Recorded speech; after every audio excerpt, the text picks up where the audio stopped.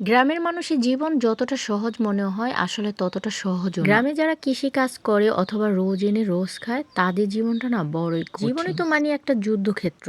যেখানেই থাকো না কেন সেখানে তোমার পরিশ্রম করতে হবে, কষ্ট করতে হবে, দেন হচ্ছে তোমার রিজিক তবে আমার মিলবে। কাছে মনে হয় যে গ্রামের মানুষের কষ্ট একটু বেশিই, সেটা নারী হোক বা পুরুষ হোক সো হ্যালো এভরিওয়ান, আসসালামু আলাইকুম। সবার কি অবস্থা, কেমন আমি এই কথাটা কেন বলছি অথবা কি কারণ সেটা গ্রামে যারা বসবাস করো তারা অবশ্যই জানো। সকাল 6টা থেকে শুরু, সন্ধ্যা 6টা পর্যন্ত গ্রামের মানুষের টুকিটাকি কাজ থেকেই যায়। শহরে যারা চাকরি করে তারা হচ্ছে টাইম টু টাইম চাকরি করে, আবার অবসরও থাকে। আর যারা গৃহিণী আপুরা আছে তারা শুধুমাত্র ঘরে কাজ করে, তাদের জন্য তো মোটামুটি ভালোই আরাম। কিন্তু যারা গ্রামে বসবাস করে, গৃহিণী আছে শুধুমাত্র ঘরে কাজ করে, তাদেরও কিন্তু অনেক গ্রামে যারা বসবাস করে তারা একটু আয় খোঁজে, যেমন তারা হাঁস মুরগি পালবে, গরু ছাগল পালবে, আবার হচ্ছে মাটির চুলায় রান্না করবে। শহরের তুলনায় গ্রামে যারা গৃহিণী তাদের একটু কষ্ট বেশি। যাই হোক, এতক্ষণ অনেক কথা বলে ফেলছি, এখন হচ্ছে দুপুরে রান্নার আয়োজন। আমার এই কথার পিছনে অনেক কারণ আছে। অনেকে মনে করবে হুদ্দাই, আসলে হুদ্দাই না, কথার পিছনে আসলেই অনেক কারণ আছে, কিন্তু সেইগুলো বোঝাতে গেলে এখন ভিডিও অনেক বড় হয়ে যাবে। যাই হোক, সকালে নাস্তা তো খেলাম, দেখলাই খিচুড়ি রান্না করছে আর হচ্ছে শুটকি ভর্তা,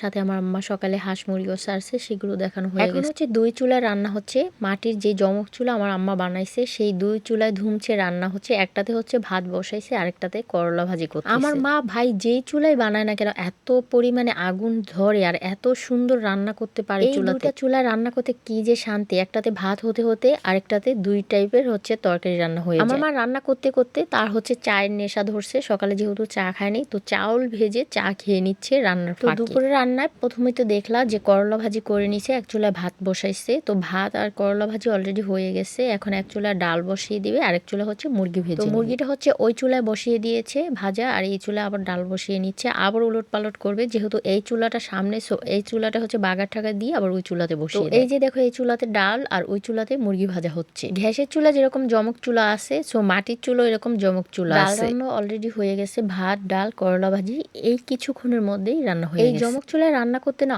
অনেক সুবিধা, রান্নাটা অনেক জলদি হয়ে যায়। গ্যাসের চুলায় রান্না করলে হচ্ছে দুই চুলা রান্না করলে গ্যাস ডাবল ডাবল যায়, আর এই মাটির চুলায় রান্না করলে একটা চুলাতে হচ্ছে যে লাকড়ি দিয়ে রান্না করে, দুইটা চুলাতে একই লাকড়িতে রান্না হয়ে যায়, সাথে দুই টাইপের রান্না হয়ে যায় দুই চুলাতে, খুবই সুবিধা। তো আমি তোমাদেরকে দেখাইছিলাম যে আমার মা দুইটা ডাবল চুলা নেই, শুধু একটা চুলাই ছিল দুইটা, তো সেটা একটা ভেঙে হচ্ছে আরেকটা ডাবল চুলা বসিয়েছে, তো সেই চুলায় হচ্ছে কয়েকদিন যাবত ধুমচে রান্না। তবে এই চুলাটা রান্না করে এত মজা পাইছে, সবাই বলে রান্না অনেক জলদি হয়ে যায়, রান্না করতে অনেক ইজি, খুবই ভালো লাগে রান্না। এতদিন হচ্ছে রান্না নিয়ে একটু টেনশন ছিল, কি রান্না করবে কি করবে, এখন দেখি সবাই রান্না করার জন্য পাগল। কথা বলতে বলতে কিন্তু অনেক রান্না হয়ে গেছে। এক চুলায় ভাত বসাইছে, আরেক চুলায় করলা ভাজি আর হচ্ছে চাল ভেজে, কিন্তু ততক্ষণে ভাতটা একদম সিদ্ধ হয়ে গেছে। তো কথা বলতে বলতে কিন্তু কিছুক্ষণের মধ্যে রান্না হয়ে গেছে, ভাত ডাল করলা ভাজি, আবার মাঝখানে আমার মা চাল ভেজে চা দিয়েও খেয়ে নিয়েছে। এখন কিন্তু একটা চুলা খালি যাচ্ছে, আর একটা চুলা হচ্ছে এই যে মুরগি রান্না হচ্ছে। গ্যাসের চুলা থেকে এই চুলা একটু কষ্ট যে এটাতে কালি হয়, গ্যাসের চুলা কালি হয়। যেহেতু আমার মারা শুধুমাত্র লাকড়ি দিয়ে রান্না করে, সো রান্না করাটা অনেক বেশি। গ্যাসের চুলা থেকে খুব একটা কষ্ট হয় না এই চুলাতে রান্না। তো ফাইনালি রান্না বান্না শেষ।